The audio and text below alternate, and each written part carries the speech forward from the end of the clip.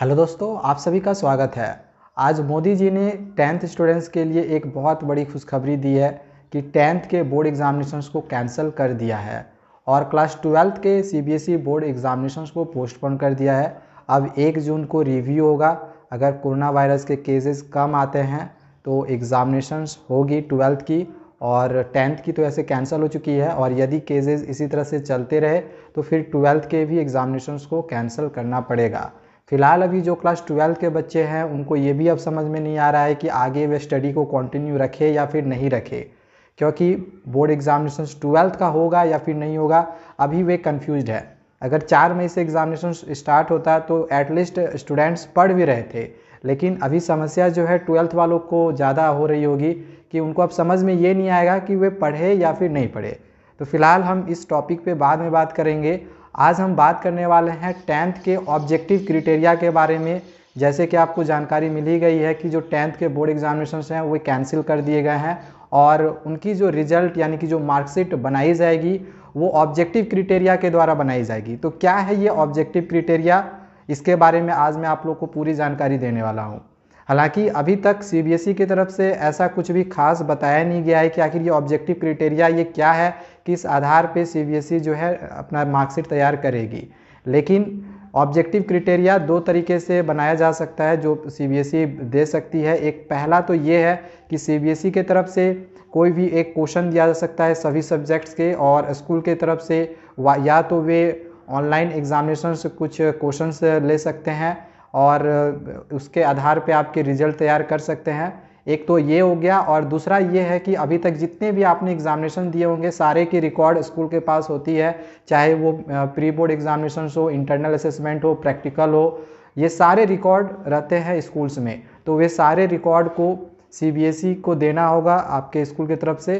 तो आपके स्कूल वाले जब भी सीबीएसई को वे सारे रिकॉर्ड दे देते हैं तो सीबीएसई उसको एनालाइज करके अपने मार्कशीट को बनाएगी। तो यही है ऑब्जेक्टिव क्राइटेरिया। हालांकि अभी तक सीबीएसई की तरफ से इस बात की किसी भी तरह की कोई भी जानकारी नहीं दी गया है कि ये ऑब्जेक्टिव क्राइटेरिया हम कैसे पूरा करें, किस आधार पे हम मार्कशीट बनाएंगे। लेकिन 2 ही पॉसिबिलिटी है, एक तो आपका pre board examinations, internal assessment, practical examinations, इन सब के मार्क्स को देखकर ही आपके रिजल्ट का तैयार किया जाएगा।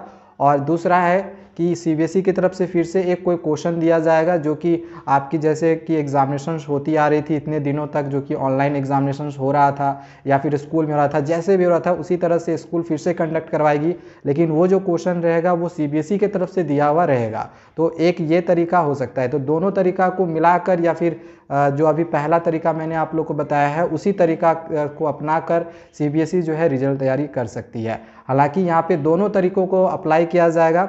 एक तो सीबीएसई क्वेश्चन पेपर दे सकती है जिसकी पॉसिबिलिटी अभी कम लग रही है। अगर क्वेश्चन देती है तो आपको फिर से एक और एग्ज़ाम फेस करना पड़ सकता है, और वो जो एग्जामिनेशन होगी वो आपके स्कूल के तरफ से ली जाएगी। वो एग्जामिनेशन ऑनलाइन भी हो सकती है, ऑफलाइन भी हो सकती है, जो कि आपको स्कूल में जाके देनी होगी, और वो ज़्यादा मार्क्स की नहीं होनी चाहिए जहाँ तक मुझे उम्मीद है।